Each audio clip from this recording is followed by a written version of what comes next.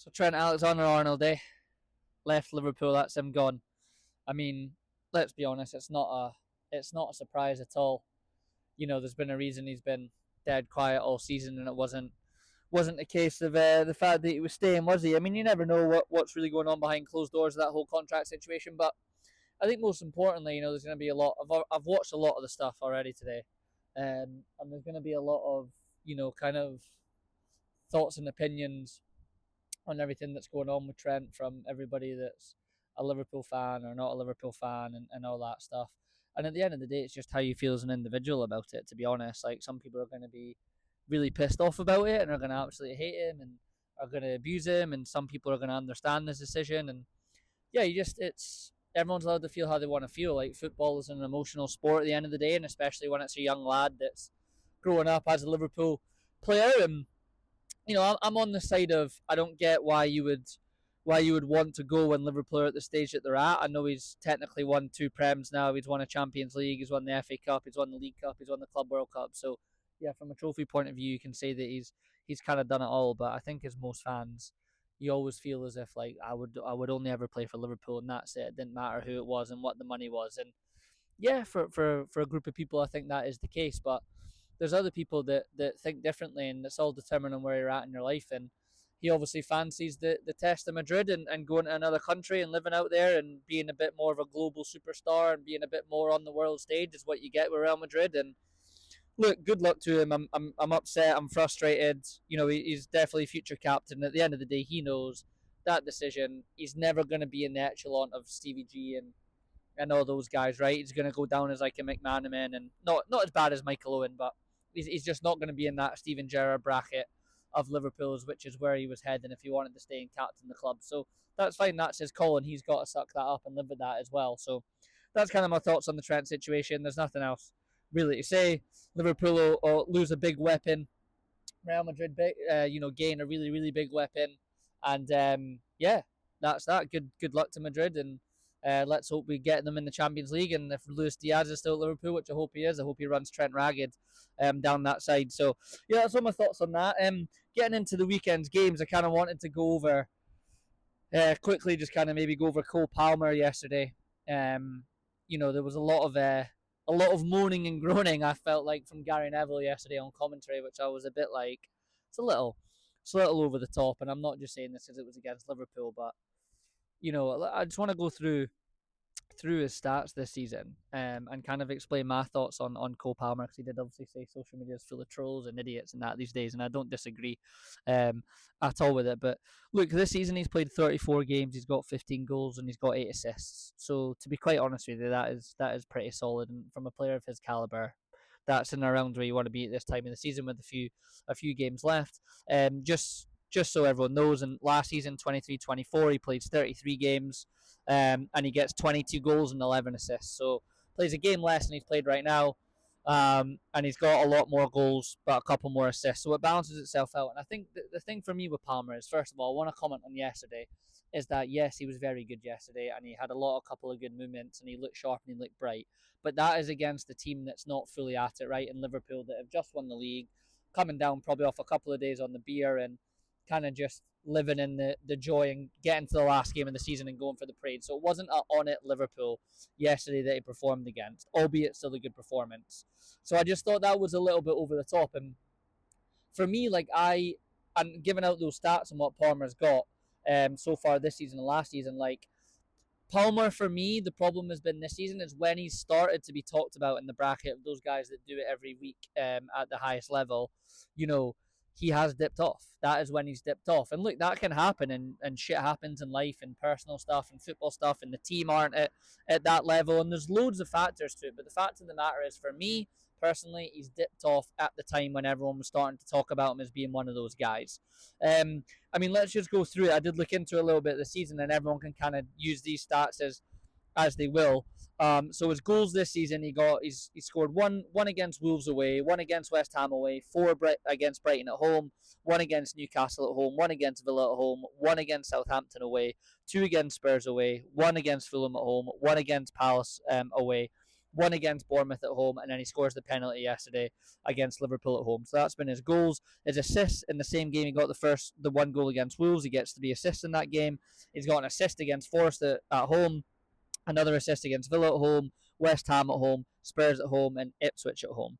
So interesting, he's not got an assist away from home there. Actually, just realizing that bar Wolves in the very first game of the season, and we know how Wolves were in that first half of the season. So look, everyone can take that as they will. Like there's a lot of teams that are in the top half there that he's actually performed all right against and got a goal or two in the mix, but. I don't know. My feeling on him was I just was waiting for him to make that consistent week in, week out, you know, level. And I feel like when the spotlight was on him and when their eyes were on him, he dipped off. And that's just kind of my thoughts on the whole Cole Palmer thing. And I thought Gary Neville was very much over the top yesterday about it. So yeah, we'll leave it at that. Just quickly go through the other games that were going on. I mean, Brentford play United. I mean, I'm not going to get into United. They're obviously fully focused on Thursday, and as they rightly should be. You know what I thought was interesting were Brentford are 13 points clear of Man United this season. I mean, that is massive. And Buemo and Vissa, I mean, those have got to be two guys that folk will be looking at to buy. You know, I know Vissa's a little older. I want to say he's about 29, and I know Buemo's around about 25. So Buemo's maybe the one that you're thinking like, yeah, he's a bit younger. You could get a bit out of him, and I'd be really intrigued to see him Buemo somewhere, you know, in that kind of upper echelon Champions League type teams. And it's who's going to go in there. He predominantly plays off that right hand side. Obviously, Liverpool have just re-signed Salah. Arsenal have got Saka. You know, City kind of seem to be set up there at the top. I mean, maybe like a Newcastle. Jacob Murphy's been doing really well off that right hand side, but I think that might be a good Newcastle signing. So it'll just be interesting to see where those two go. I think that'll be a good little summer thing. And that Shode, is that if I say it right? He loves a goal by the way this season. I haven't had a look at how many goals he's got, but he seems to always be popping up the second half of the season. He's good in the air. He can mix it. So yeah, he's been a decent player. You know, Brentford, I think yesterday sums Brentford up. It's 4-3. Brentford in 35 games this season, they've got 52 points. They've scored 62 and conceded 53. I mean, they're a nailed on both teams to score a bet, you know, at home and away, aren't they? They're bound to get a goal and they're definitely bound to concede a goal. So, yeah, Brentford, you know, pushing for a little European place potentially, that kind of Europa League, Europa Conference League, which would be huge for them. Just last bit on that, some strike from Garnacho in the United game, fair play to him, and then Ahmad gets a goal on his return back, albeit the keeper should really do a lot better. But again, I'm not going to go in on United because they really have just they're just focusing on Thursday, kind of same as West Ham against Spurs, just obviously kind of quickly on Spurs, you know, and United in that whole Europa League thing. And Gary Neville made a really good point on his podcast that I was like, yeah, do you know what? I never thought of it that way. Is that, you know, this season, you know, the title's done, relegation is already done, and what's really left up for grabs is their people are playing for money. You know, they're playing for that like Champions League spot, i.e. United and Spurs if they both get to that Europa League final. I mean, it's for the money and what it does to you status wise and can propel you forwards. You know, in your recruitment by a couple of years, and it's going to help a lot with that because at the end of the day, you know, you need your recruitment team to go out and you need to get the right players as a coach, and you need that to help you. But it was just an interesting way that Neville put it. Is like all that's left to play for, certainly kind of in the Premier League, is spots for money. And yeah, I thought that was a bit interesting. On West Ham, just really quickly, I mean, I'd like to know West Ham fans out there, like what you guys think of this. I obviously don't watch West Ham week in, week out, but just wondering what like Graham Potter's really brought to West Ham. I think like Potter was great at Brighton and he was really good in that model, but don't know, he just struggled. It doesn't seem to me like he'd be very inspiring. I'd love to sit down with him and talk to him about football. I've heard him obviously do interviews and stuff like that. And it's all right, but I don't know what level you get to with like Graham Potter as your manager, and I just don't really see anything he's brought West Ham at all on that. What else have we got just quickly at the weekend? Yeah, Arsenal and Bournemouth. There was another one. You know, Hoyson gets the goal. There's a lot of chat that you know a lot of the big guys are in for him, and he's got that 50 million release clause. And I think he looks really good, but he's a young defender. Who's going to take that gamble on him, and is it going to be worth the risk for 50 million? I mean, I'm thinking from a selfish point of view of Liverpool. If Konate's got a year left and he's unsure, but still would quite like a centre back, but that's 50 million you're spending on that position. That's a good chunk of budget. So yeah, we'll see who kind of goes in there for him. From an Arsenal point of view, just again they kind of got Wednesday to focus on with PSG, so I don't want to dive into them too much. But I was watching the highlights yesterday, and I remember even in the PSG game, Martinelli misses a few big chances. And I remember about 3 years ago him being really good, and I remember Klopp saying that like he's going to be one of the best wingers in the world. And I think nowadays to be one of those wingers is a big thing. Is you've got to be the goal scorer, right? They've kind of turned into the strikers, and they're now the goal scorers. And I just had a little look. Martinelli. This season, he's played 30 league games. He scored 7 goals and got 4 assists. And I wanted to put the Champions League in there because Arsenal have gone far to the semi-finals. He's played in 12 Champions League games and he's got 2 goals and 2 assists. I know he's had a few injuries and he's been out here and there. Like, don't get me wrong, I do get that, but he's still played a lot of games. Starts and all that obviously count towards it. But yeah, he's not been very prolific, is he, in that area? And that will be an area that I think will be interesting if Arsenal want to go and address, because I think if you can get a goal scorer off that left hand side, you could probably stick with Havertz down the middle and have Saka off the right. That's obviously not an issue. So I'm intrigued to see what they do with that. But I just thought it was a bit poor from Martinelli, and I do think he showed moments of brilliance. But the last couple of years has just been tough for him. Rice is on fire. That's his 100th game. He's just in that vein of form at the moment where he's been dominating games and scoring goals. And yeah, I was quite surprised at how strong Arteta went in that game, like I said, because they've got Wednesday to focus on. But I guess rhythm plays a big part in it a lot of the time.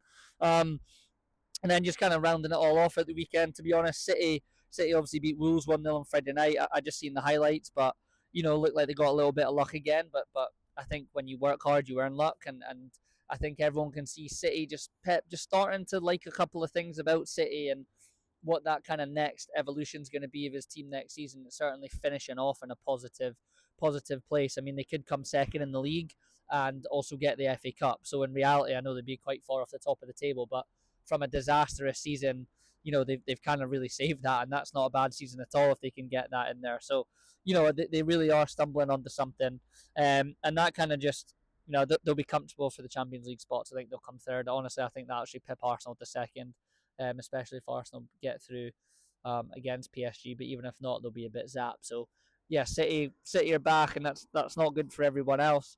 Brighton and Newcastle draw. It was just a bit of a mad game yesterday with all the penalty decisions and that. I mean, even for the penalty that they give, like that is blatantly just a penalty. Like, why did VAR take so long to get that? I mean, yeah, it's annoying as anything, isn't it? But that's a slip up for Newcastle yesterday. The consistency to get into that Champions League spot is just up and down, and they've been on a great run of form, and then all of a sudden have kind of had a couple of draws and a defeat there. So yeah, huge. And then just finally, obviously Falkirk promoted to the Scottish Premiership, which is pretty cool to see. I think I spoke about this on the last kind of weekend review I did, but that's Musselburgh Windsor officially up in their League Two with Liam Burns coaching them, and with a 4-0 victory, I think the final score was at the weekend. So that's them promoted.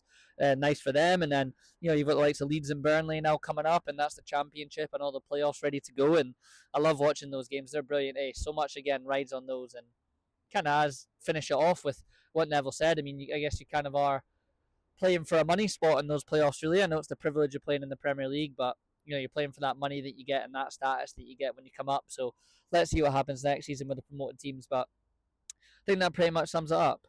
Try to be a little bit more, have a little bit more of a plan and a flow with this one. So we'll see where it goes. Always trying to change some things. Weather is absolutely beautiful today, as you can see. I'm actually out my balcony in Gillen. Yeah, it's absolutely stunning. So hope everyone has a good Monday. Yeah, Liverpool are still champions, and we got the final game of the season in the parade coming up, which I'm going down to. Can't wait, man. Gonna be a hell of a couple of days that I'm absolutely buzzing. So yeah, hope everyone has a good one. Get outside in the sunshine if you're working today. I know it's a bank holiday. Enjoy it, make the most of it. All right, peace.